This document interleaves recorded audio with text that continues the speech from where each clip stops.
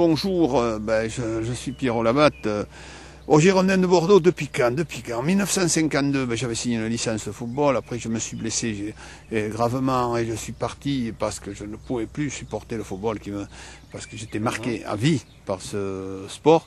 Et je suis revenu à ma grande joie à la demande de Didier Kouékou et Jacques de Belex en 1980. La vie de Château, puisque c'est l'émission qui est concernée, je ne pense pas que ce soit quand même toujours une vie de château. Vous savez, même si on dit que pour moi, je ne dis pas que je travaille, mais il y a une présence. Dès que je pense vie de château, je pense Girondins de Bordeaux automatiquement.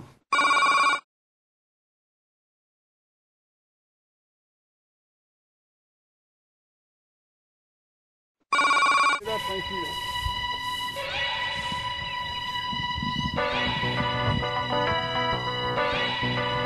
Pour vous échauffer, vous faites aller-retour 2 ou 3 fois ballon entre les pieds.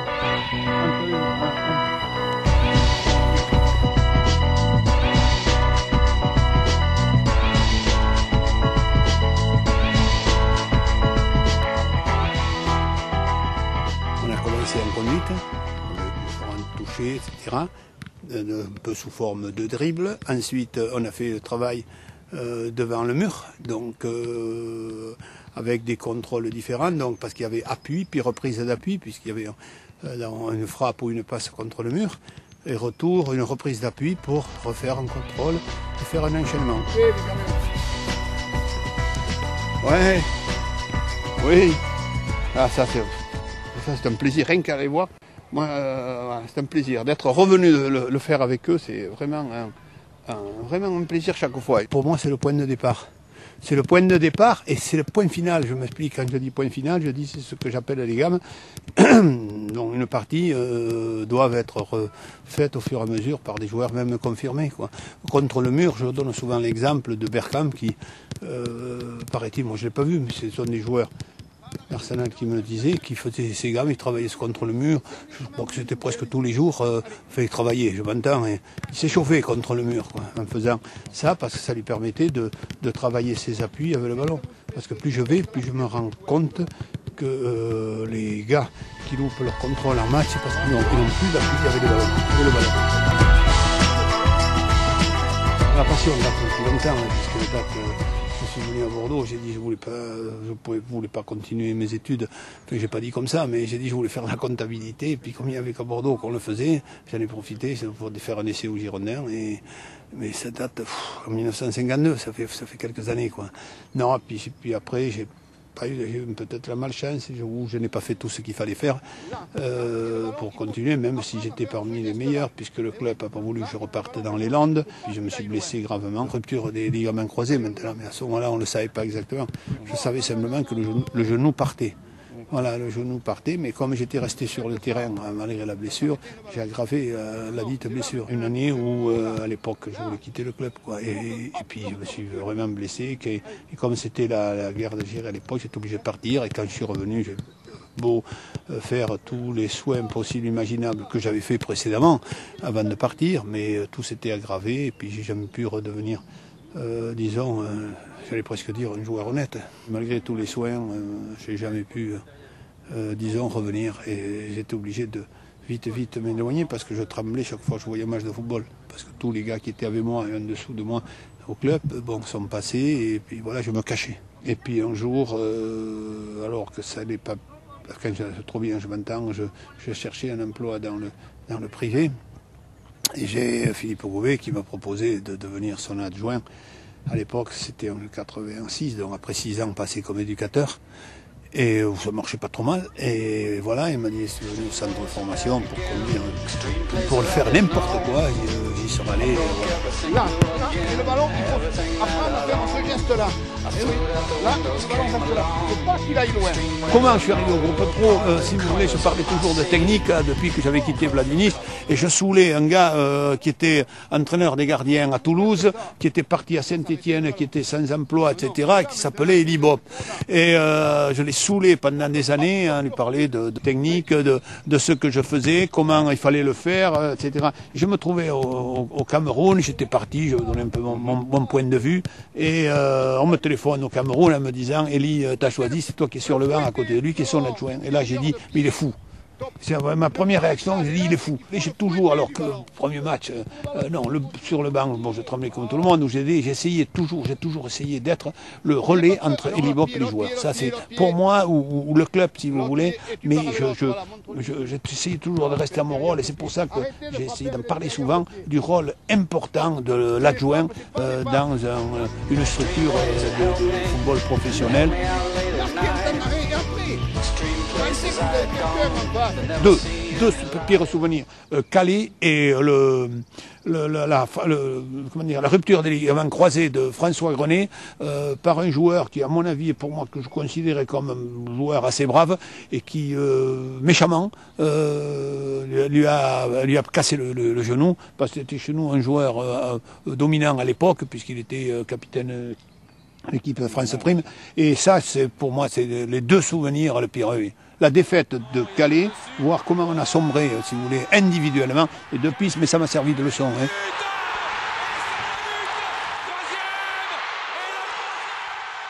Oh ben, le titre de champion de France en est l'un, hein, puis peut-être la victoire à Paris, même si c'était en Champions League, mais enfin c'est la victoire à Paris pour le titre champion de France, quoi. Je pense que c'est en 99, c'était un des meilleurs souvenirs. Feindouno, il y est! Et but à l'instant face au Paris Saint-Germain. Les Girondins de Bordeaux, regardez la joie sur le banc et sur la pelouse. Elie Bopp est à terre. Il est complètement recouvert par les joueurs et par les dirigeants et les supporters. Ils sont champions de France. Ce sont les Girondins de Bordeaux d'Elie Bopp qui remportent à l'instant le titre de champion de France version 99 des Girondins qui auront tout connu ce soir. Le football pour moi, c'est ma vie, quoi. Mais c'est vraiment une passion, oui. C'est une passion. Et puis j'ai eu la chance en 86, lorsque je suis rentré au centre de formation, de rencontrer un personnage, Ante Mladenic, qui était ce que j'appelle moi le mentor de la technique yougoslave, c'est-à-dire un de ceux qui avaient participé à la mise en place de cette technique. Et j'ai travaillé pendant 3 ans avec lui, et dès qu'il est arrivé, j'ai dit au président Metz, vous savez, c'est le bon Dieu qu'on m'avait envoyé, quoi. Donc déjà je sentais, j'ai toujours dit après, c'est lui qui m'a appris à apprendre.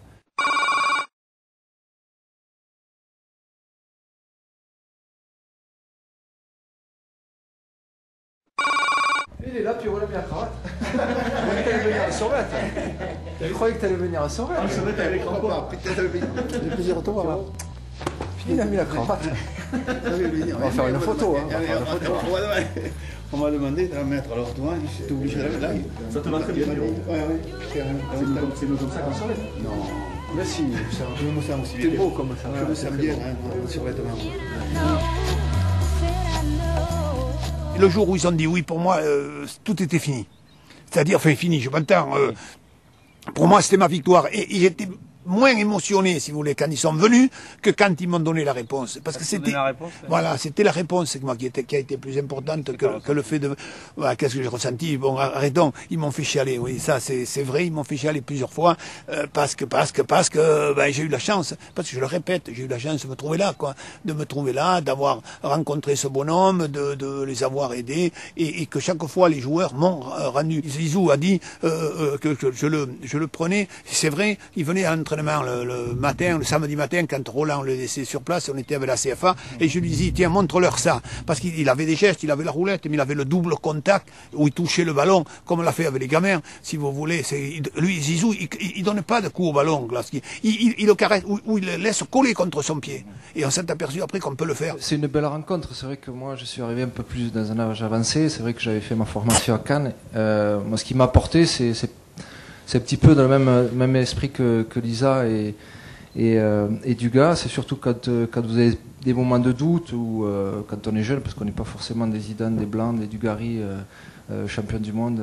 Enfin, nous on te voit comme ça, on n'imagine pas que tu as eu des doutes. À 20 ans justement, et donc à 20 ans, ben, c'était pas facile tous les jours, parce que quelquefois quand on faisait un mauvais match, bon, ben, il fallait certainement des personnes comme Pierrot pour remonter un petit peu le moral, et c'est ce qui s'est passé. C'était une belle rencontre. Il avait 20 ans, 21 ans, et je me dis, mais je l'ai pas fait pour l'encourager, j'ai fait pour qu'il montre, si vous voulez. Mais je dis, mais psychologiquement, cela fait du bien. Ou quand Dugas s'est rappelé, quand il m'a sorti ça, et oui, quand on avait mal à un pied, il nous disait, bon, viens sur le terrain, tu vas frapper avec l'autre pied. Et en même temps, on progressait du mauvais pied. Et Pierrot, il a apporté beaucoup de choses lorsqu'on est jeune. Alors, on arrive avec des certitudes, mais aussi avec beaucoup de doutes lorsqu'on arrive dans un centre de formation. On est loin de chez soi et on a besoin d'avoir quelqu'un qui croit en vous. On a tous connu des moments compliqués dans notre carrière. Parce qu'on est adolescent, parce qu'on croit en plein de choses, on a un rêve en tête et forcément on a des déceptions parce qu'il y a beaucoup de jeunes dans un centre de formation et on n'est pas tous sûrs d'y arriver. On entend dire que la génération d'avant, il y en a 1 ou 2 qui sont sortis ou des fois 0. Donc c'est compliqué, il faut croire en soi. Et avec Pierrot, ça a toujours été positif, il a toujours su retenir les qualités de chacun. Il te faut des guides, il te faut des gens qui te rassurent, qui te conseillent. Sur qui tu t'appuies. Et Pierrot a été un de ces guides. S'il n'avait pas été là, si Ante Mladinic n'avait pas été là, il est possible que ma route aux Girondins s'arrête. Et elle a continué parce qu'ils ont dit que j'avais ces qualités-là. Et puis après, il a toujours été un guide, comme je le disais sur mes derniers matchs de l'équipe de France. Jusqu'à mes derniers matchs de l'équipe de France, je l'appelais toujours pour savoir ce qu'il pensait de mes matchs.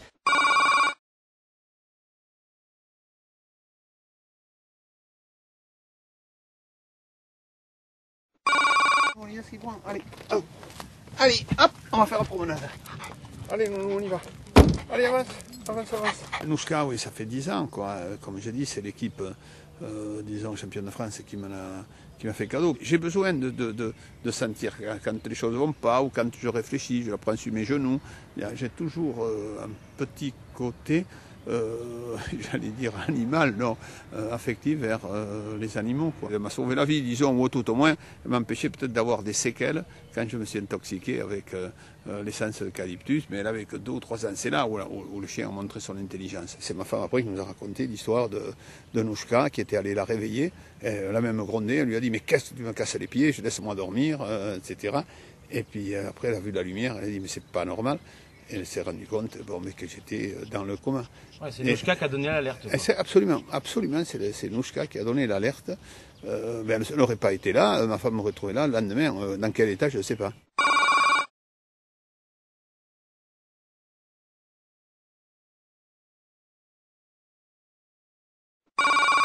On est parti pour l'entraînement, là on va saluer tous les joueurs, Patrick Battiston et Marius Trésor, voilà. On est prêt? C'est un... C'est quoi? C'est un road movie que vous faites sur Pierrot, un truc comme ça, non? Non? Ils t'ont pris ce matin au réveil ou quoi? Ils t'ont pris ce matin au réveil? Non. Mais je trouve que tu es bien réveillé ce matin, il y a un problème, il y a quelque chose. En plus, tu es à l'heure et tout ça, c'est génial ça. Vous devriez venir plus souvent. Toujours très très disponible et serviable, bien évidemment. Attentionné avec des remarques assez pertinentes. C'est un passionné. Mais vraiment la passion 24 heures sur 24. C'est quelqu'un de dévoué, très disponible. Et je crois que voilà, ça situe après tout le reste. Il y a de bonnes idées. Il y a depuis de nombreuses années, le travail individualisé, on en avait parlé il y a plus de 20 ans. Et puis il a commencé à le mettre en place avec certains joueurs. Donc il est reconnu un petit peu pour cette raison. Et il a été, je ne vais pas dire un précurseur, mais c'est lui qui a mis en place cette idée du travail individualisé, de faire des gammes. Poitrine, ne va pas le chercher en l'air. Amène-te-le, il te le contrôle. Remets-donne-lui, poitrine. Vas-y. Et amène-te-le sur un côté. Lance-lui, vas-y, donne-lui haut. Amène-te à peu près, voilà. Tac, au sol. Voilà. Et là, tu te le mets. Et là, tu te l'amènes où tu veux. Avant, jusqu'à quelques temps, là, pour faire l'échauffement avec lui, il dit on fait un échauffement technique. Alors à ce moment-là, mon Pierrot, tu t'occupes de ça. Donc je pars de tous les gestes techniques et puis leur fais faire au fur et à mesure. Ça fait 5 ans que je suis redescendu, que je suis venu avec lui et puis Marius, enfin 5 saisons. sans le club, moi je suis rien du tout, j'aurais été rien du tout. Alors on me dit oui, Pierrot Labatte, Girondin, c'est là, non, attendez, les Girondins, c'est pas Pierrot Labatte. Faut pas inverser les rôles. Et donc voilà, moi tous ceux qui sont là, même si j'ai vu arriver Jean-Louis Trio, là, moi je dois beaucoup à ce club et où je dois tout, disons, dans le cadre footballistique à ce club, et je ne leur en serai jamais assez reconnaissant.